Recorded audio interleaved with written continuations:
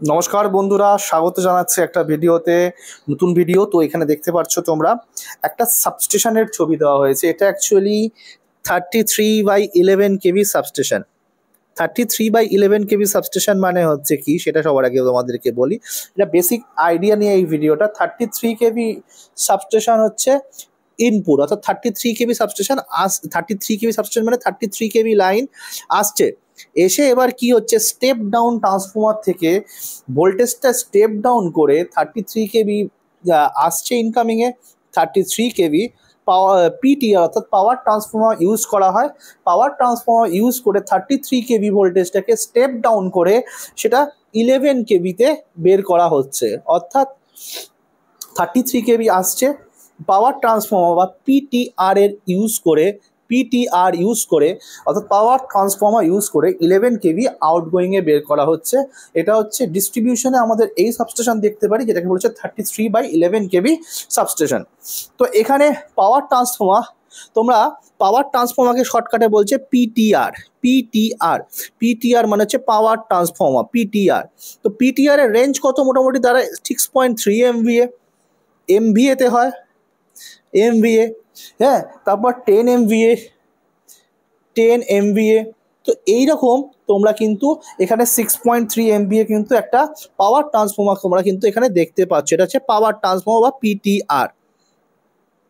এবার পাওয়ার ট্রান্সফর্মারে তোমাদের মাথায় যেন থাকে, পাওয়ার ট্রান্সফর্মার অর্থাৎ পিটিআরে ইনকামিং যেটা লাইন আসছে সেটা 33 কেভি, আর আউটগোয়িংয়ে কী বেরাচ্ছে? আউটগোয়িংয়ে বেরাচ্ছে 11 কেভি। 11 কেভিকে বলা হচ্ছে 11 কেভি ফিডার। ঠিক আছে, 11 কেভি ফিডার। এবার এই 11 কেভি লাইনটা, এই 11 কেভি লাইন হচ্ছে চলে যাচ্ছে কোথায়? বা হাই টেনশন লাইন যাচ্ছে হচ্ছে ডিস্ট্রিবিউশন ট্রান্সফর্মার অর্থাৎ ডিটিআর এ যাচ্ছে। কোথায় যাচ্ছে? ডিটিআর অর্থাৎ ডিস্ট্রিবিউশন ট্রান্সফর্মার। ডিটিআর এ ইনকামিং আসছে কি 11 কেভি, যেটা আমাদের পাড়ায় বা বিভিন্ন অঞ্চলে যে ট্রান্সফর্মার আমরা দেখি সেটা হচ্ছে ডিস্ট্রিবিউশন ট্রান্সফর্মার। ওকে, সেটা হচ্ছে ডিটিআর। সেখানে 11,000 ভোল্টে অর্থাৎ 11 কেভি ভোল্ট ঢোকে। ওকে, যেন মাথায় থাকে ডিটিআর এ কি ঢোকে? 11 কেভি ভোল্ট ঢোকে বা 11 কেভি ভোল্টেজ ঢোকে, এবং আউটগোয়িংয়ে বেরোয় কত? 430 ভোল্ট। 430 ভোল্ট যেটা হচ্ছে 3 ফেজ লাইন, যেটাকে বলছে 3 ফেজ লাইন, 3 ফেজ 430 ভোল্ট।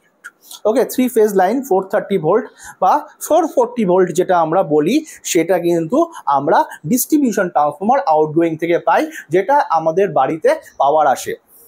যেখান থেকে যাদের সিঙ্গেল ফেজ অর্থাৎ 220 ভোল্ট বা 230 ভোল্ট যেটা লাগে সেটা আমাদের বাড়িতে ইউজ করি। আর 3 ফেজ পাওয়ার যাদের লাগে সেক্ষেত্রে ইউজ করে যারা 3 ফেজ পাওয়ার লাগে 430 বা 440 ভোল্ট। অর্থাৎ কনজিউমাররা কিন্তু এই ট্রান্সফর্মার থেকে যে আউটগোয়িং ভোল্টেজটা বেরায় সেটা এনজয় করে। অর্থাৎ 11 কেভি ভোল্টেজ ইনকামিংয়ে ঢুকছে ডিটিআর অর্থাৎ ডিস্ট্রিবিউশন ট্রান্সফর্মার, এবং বেরাচ্ছে কত? 3 ফেজ 430 বা 440 ভোল্ট। ওকে, তো এবার এটা যেটা দেখতে পাচ্ছ তোমরা একটা পাওয়ার ট্রান্সফর্মার দেখতে পাচ্ছ, এবং পাওয়ার ট্রান্সফর্মারে অর্থাৎ ইয়ার্ডের মধ্যে এই যে পাওয়ার হাউসের মধ্যে স্টেশনারি ট্রান্সফর্মার থাকে। পাওয়ার হাউসের বিভিন্ন রকম প্যানেল বা বিভিন্ন রকম লাইট করার জন্য অর্থাৎ আলো দেওয়ার জন্য, বিভিন্ন রকম ইকুইপমেন্ট চালানোর জন্য, আলো সবসময় যাতে থাকে, বিভিন্ন রকম মেশিনারিজ আইটেম থাকে সেগুলো যাতে চলে, তার জন্য এখানে একটা ট্রান্সফর্মার ইউজ করা হয়। সেটা হচ্ছে কি বলছে? Stationery transformer. ওকে, বা ইয়ার্ডের ট্রান্সফর্মার কিন্তু অনেক টেকনিক্যাল পার্সনরা ইয়ার্ডের মধ্যে যে ট্রান্সফর্মার সেটা ইয়ার্ডের ট্রান্সফর্মার বলা হচ্ছে। সেই ইয়ার্ডের ট্রান্সফর্মার বা স্টেশনারি ট্রান্সফর্মার কাজ কি? স্টেশনারি ট্রান্সফর্মারে মনে রাখবে তোমরা 33 কেভি লাইন কিন্তু ডাইরেক্ট পাওয়ার নিয়ে নেয়।